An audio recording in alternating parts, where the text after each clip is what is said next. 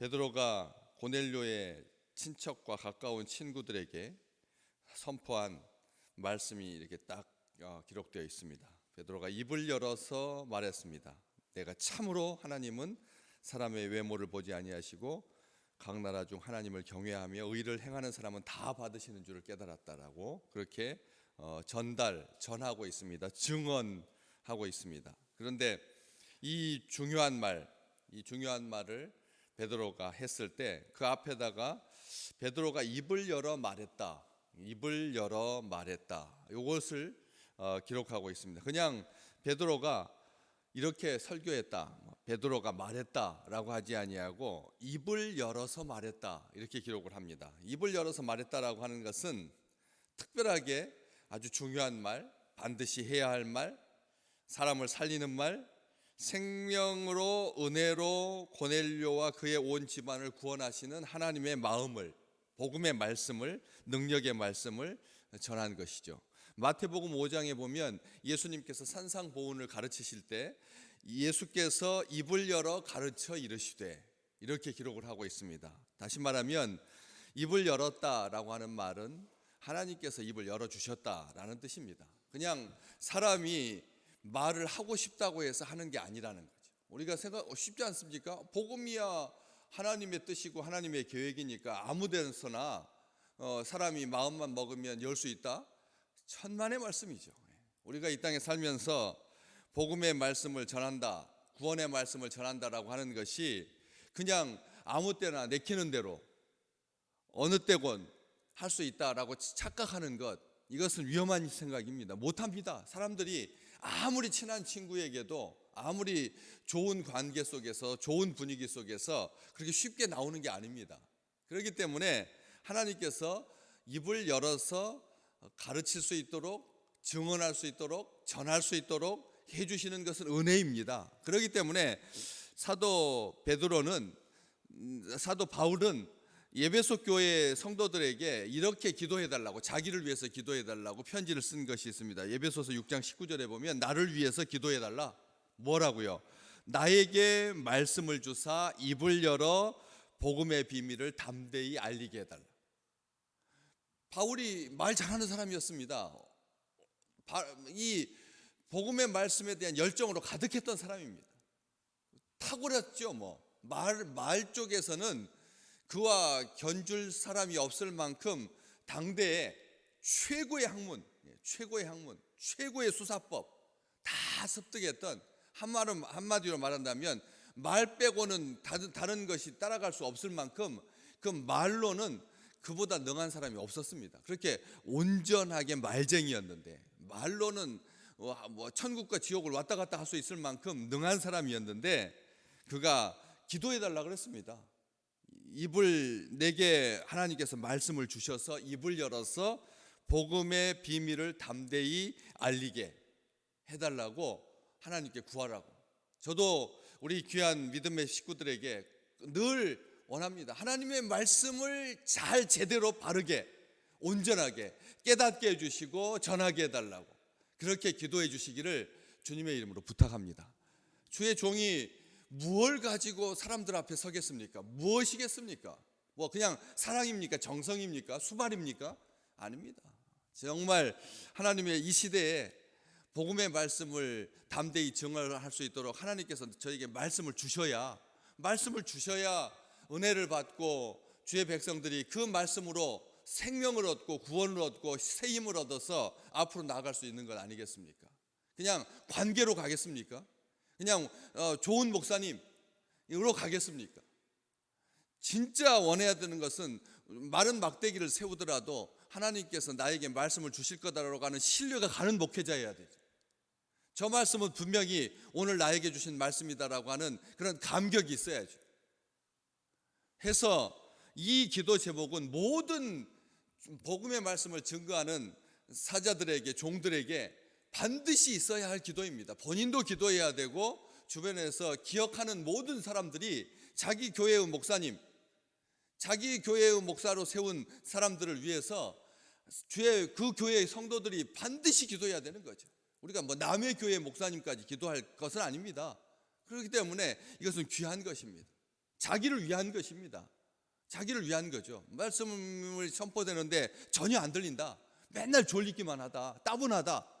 이것은 그 은혜가 벌써 이미 날아가는 거기 때문에 반드시 기도해 줘야 됩니다. 왜? 자기가 유익함을 받기 위해서. 그래서 이 기도 제목을 하는 것처럼 베드로가 입을 열어서 고넬료와 그의 친척들에게 말할 수 있었다라고 하는 것은 하나님의 은혜인 것입니다. 하나님께서 그에게 은혜를 베풀어 주셨기 때문에 말씀을 주시고, 그리고 환상을 주시고, 그 환상을 긴가민가하고 도대체 왜 하나님께서 나에게 그런 환상을 주셨을까 고민하고, 그 고민하게 하는 그 마음을 주셔서 이렇게 입을 열어서 가르치게 하셨다는 거죠. 고넬료의 선행과 구제와 기도를 기억하시고 하나님께서 그를 귀하게 여기신다는 하나님의 생각, 하나님의 뜻, 하나님의 마음, 이방인에게 구원을 베푸시는 하나님의 그 사랑을 증언할 수 있도록 하나님께서 입을 열어주신 거죠.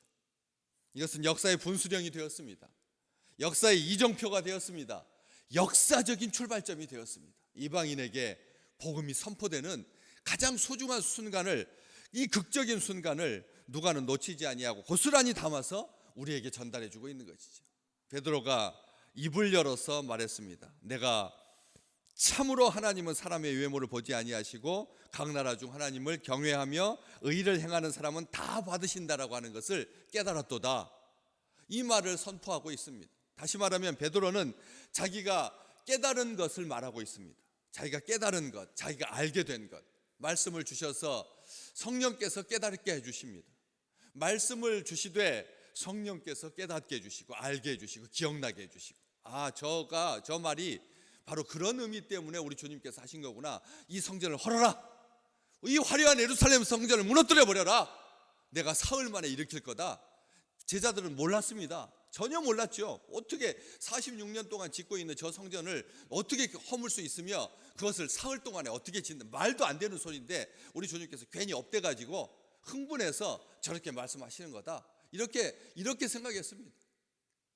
이것은 주님께서 죽으시고 사흘 만에 부활하셔서 하나님의 구원, 이 세상에서 가장 온전하신 성전, 하나님의 백성을 일으키실 것이다라고 하는, 자기 몸을 일으키시고 자기 백성을 일으키시고 하나님의 나라를 일으키실 거라고 하는 그런 선한 기대를 그때는 가지지 못했습니다. 성령께서 깨닫게 해주셔야 나중에서 깨닫게 되는 것이죠.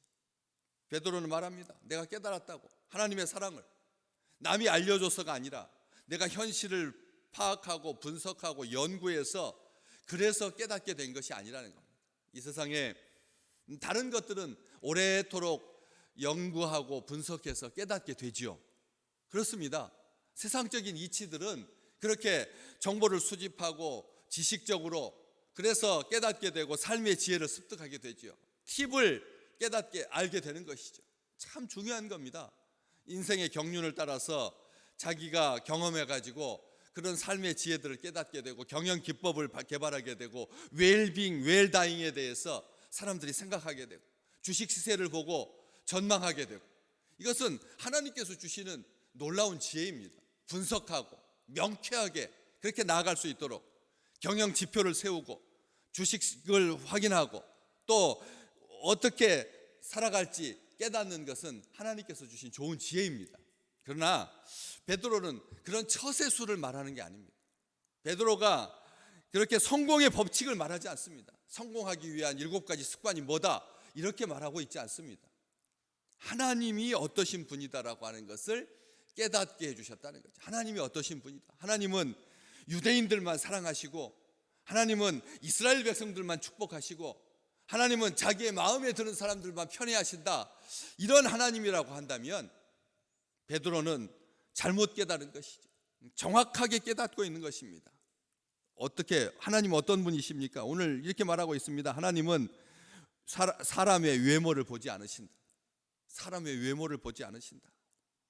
여기 신명기 10장 17절에 분명하게 기록되어 있습니다. 하나님은 사람을 외모로 보지 않으신다. 뇌물을 받지 않으신다. 하나님은 사람의 외모를 보지 아니하시고 뇌물을 받지 않으신다. 정확하게 기록하고 있습니다.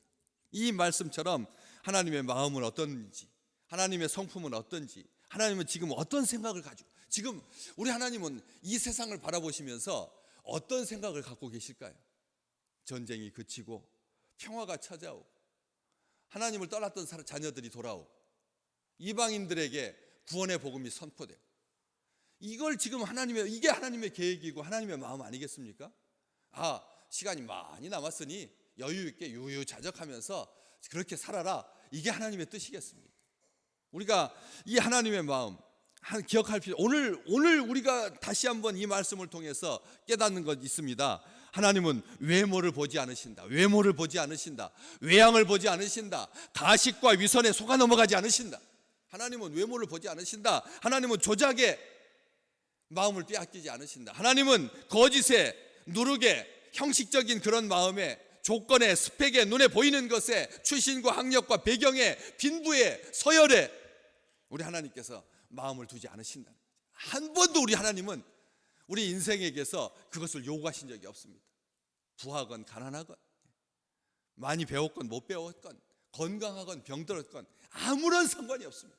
하나님은 우리의 마음을 보십니다.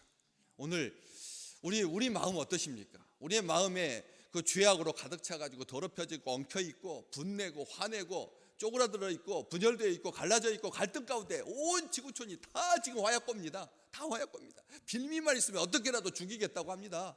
온 세상이 반도체로 이기려고 하고 돈으로 이기려고 하고 국력으로 이기려고 하고 힘 쫓고 나라들끼리 그런 상황입니다. 한 번도 사랑하고 협력하고 그 다음에 평화를 위하여서 그렇게 나가는 것이 아니라 기회만 있으면 머리 위로 타고 올라가려고 하고, 저 사람을 무너뜨려야지 내가 승리한다, 저 사람이 없어져야지 내가 잘 산다 하는 그런 생각들로 온통 가득 차 있는 것입니다. 공산주의라고 하는 이름으로, 민주주의라고 하는 이름으로, 산업이라고 하는 이름으로, 경제라고 하는 이름으로, 이런 상황 속에서 하나님께서 외모를 보지 아니하시고 중심을 보신다. 중심을 보신다. 나라 중에 하나님을 경외하며 의를 행하는 사람은 다 받으신다. 하나님을 경외하며 의를 행하는 사람은 다 받으신다. 이 놀라운 축복의 말 아니겠습니까? 로마서 15장 3절 15장 7절에 너희도 서로 받아라. 왜? 하나님께서 이미 다 우리를 받으셨기 때문에. 하나님께서 우리를 받으셔서 우리가 이렇게 은혜 가운데 사는 건데, 왜 너희들끼리 서로 못 받아서 그렇게 치고받고 싸우고 다른 것은 틀렸다라고 말하고, 왜 그러느냐? 제발 그러지 좀 말아라. 왜 하나님의 말씀 가지고 서로 공격하느냐? 왜 말씀 가지고 서로를 공격하느냐? 왜 교리 가지고 교단이 이렇게 갈라져 있느냐? 하나님, 우리 주님께서 한탄한 일 아니겠습니까? 이 땅에 오셔가지고 도대체가 내가 언제 이렇게 교단을 많이 만들었나?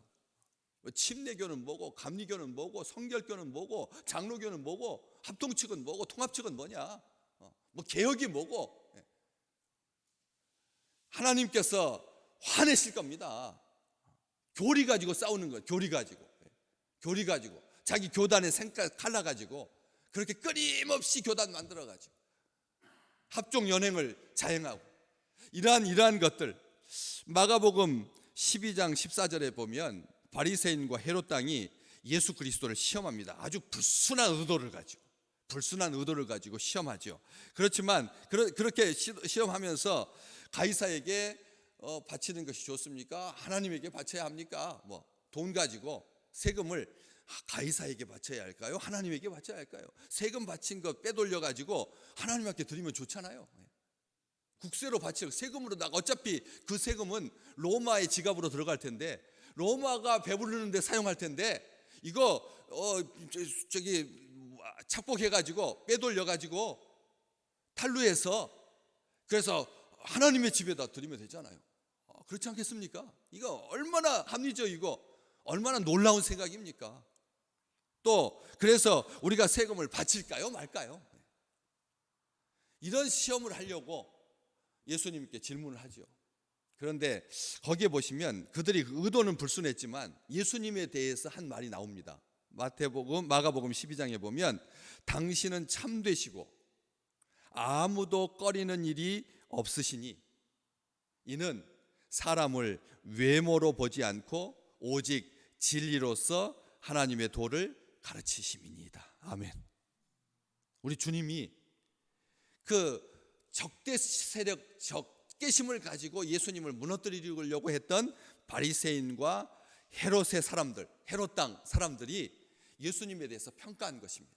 우리 주님은 어떻다고요? 참되시고 아무도 꺼리는 일이 없으신데 이유가 뭐냐? 사람을 외모로 보지 않으시기 때문입니다. 외모로 보지 아니하시고 오직 진리로서 하나님의 도를 가르치셨기 때문에 사람들에게 그런 평가를 들을 수 있었다는 거죠. 저는 바랍니다. 우리 귀한 성전에서 같이 신앙생활 하시면서 정말 사사로이 판단하지 아니하고 사사로이 판단하지 아니하고 흔들리지 아니하고 자기 생각, 자기 고집, 자기 관점에서 보지 아니하고 하나님의 관점, 하나님이 사람을 외모로 판단하시니 아니하시고 그 중심을, 그 마음을, 그 정성을, 그 열정을 보시듯이 오늘 또 우리 하나님께서 우리 중심 보실 때 하나님이 행복하시기를 주님의 이름으로 축복합니다. 우리 중심 보실 때, 우리의 마음 보실 때, 우리의 생각을 보실 때 이게 편견을 가지고 이게 치우치지 아니하고 자기 욕심 부리지 아니하고 자기 사람, 자기 생각 아니면 다 틀렸다고 내가 그냥 의의 중심인 것처럼 의의 기준이처럼 하지 아니하고 하나님의 마음으로 하나님의 생각으로 우리 주님과 같이 사람을 외모로 보지 아니하시고 오직 진리로 하나님의 도를 사람들에게 가르치셨던 우리 주님, 그래서 당신은 참되시고 아무도 꺼리는 일이 없으셨다고. 사람 대할 때 여러분 꺼려지는 사람 있지 않습니까? 그렇잖아요. 사람들 대할 때 꺼려지는 우리 주님, 사람 대할 때 꺼리시지 않으셨다는 거죠. 거치지 않으셨다는 거죠. 사람 대할 때 불편하지 않으셨다는 거죠. 누구를 대하든지 하나님의 마음으로 그렇게 평안하고 깨끗하고 밝게 사랑으로 대하셔서 이 땅에 하나님의 사랑과 하나님의 긍휼이 가득하고 우리 스스로도 이렇게 사람을 외모로 판단하지 않냐. 알잖아요. 사람 딱 외모로 판단하기 쉽거든요. 정말 쉽게 사람을 판단하거든. 그렇지 아니하고 그 중심을 보시는 우리 하나님과 같이 사람 존재 자체를 귀하게 여기 나에게 하나님께서 이유가 있으셔서 저 사람을 붙여주시고 저 사람과 만나게 하시고 저 사람하고 이야기하게 하셨다라고 하는 생각을 가지고 호혜의 마음으로, 환대의 마음으로 넓어지는, 그래서 하나님의 은총과 축복 가운데 행하는 귀한 날 되시기를 주의 이름으로 축복합니다.